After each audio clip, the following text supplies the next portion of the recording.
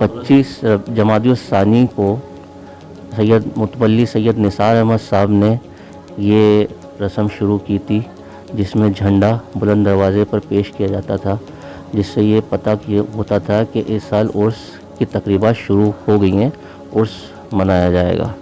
उसके बाद उनके साहबजादे सैयद असरार अहमद साहब ने इस रस्म को निभाया, फिर सैयद अनवार अहमद साहब ने, फिर सैयद अबरार अहमद साहब ने। उसके बाद फिर ये मेरे पास अब मेरी सदारत में पेश होता है।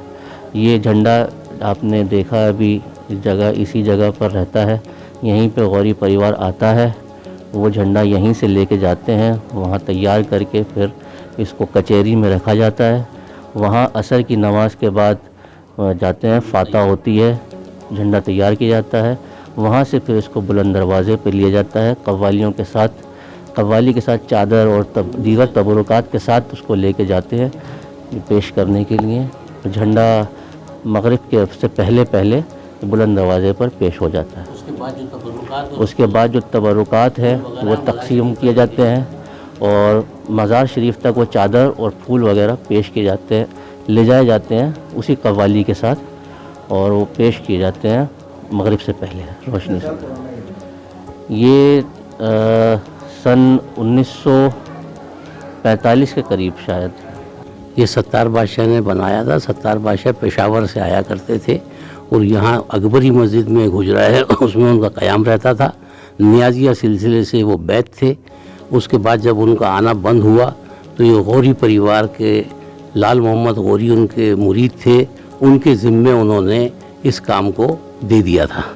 जब से गौरी परिवार का शख्स जो भी होता है, लाल मोहम्मद गौरी के बाद उनके बेटे थे मोइनुद्दीन गौरी, उनके बाद अब हैं फ़खरुद्दीन गौरी, उनके पोते, वो वहाँ से यहाँ आते हैं इस रस्म को पूरा करवाने के लिए।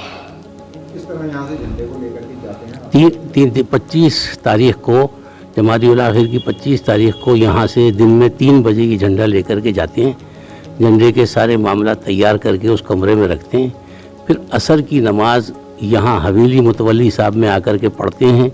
यहाँ से हम सब साथ जाते हैं।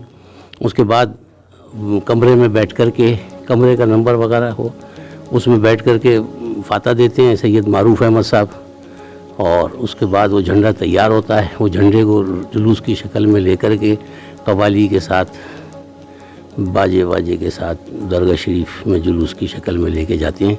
बुलंद दरवाज़े पे झंडा पेश होता है, और जो झंडा ये है इसको बुलंद दरवाज़े तक ही लेके जाया जाता है। वहाँ जाने के बाद इसको उतार लिया जाता है। नया झंडा जो बनता है उसको उस पर नस्ब किया जाता है 9 दिन तक। 9 रजब को उसको उतार दिया जाता है। बुलंद दरवाज़े पे जाने के बाद ये जुलूस ख़त्म नहीं होता है। लोग ये समझते हैं कि ये यहाँ ख़त्म हो गया है। बाकी तबरुकात, चादर, फूल वगैरह कव्वाली के साथ लेकर के आस्ताने शरीफ तक पूरा जुलूस जाता है। आस्ताने शरीफ में सारी चीज़ें पेश करके वहाँ से दुआ करके वापस दालान में आते हैं, जो दवा खाने के ऊपर है। उस दालान में आके फिर तबरुकात तकसीम करते हैं, तब ये रस्म पूरी होती है। सैयद रऊफ़ अहमद।